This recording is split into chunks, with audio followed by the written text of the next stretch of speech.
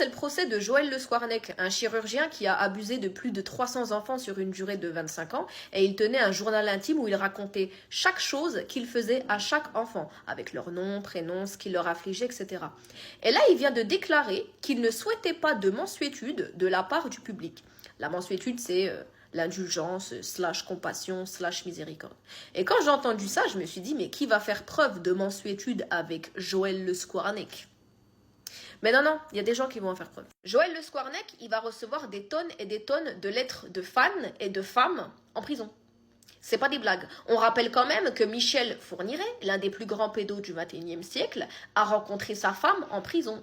C'est-à-dire qu'il y a une femme sur cette terre, elle a vu Michel Fourniret à la télé avec tout son casier, tout ce qu'il a fait. Elle s'est dit,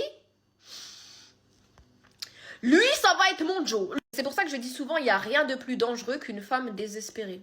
Parce que ça, c'est des femmes désespérées. Hein. Et la première étape du désespoir, c'est être une pick-me. C'est pour ça que je ne fréquente aucune pick-me. Vous allez me dire, c'est quoi le rapport? Si, c'est graduel, d'accord? La première étape du désespoir, c'est être une pick-me.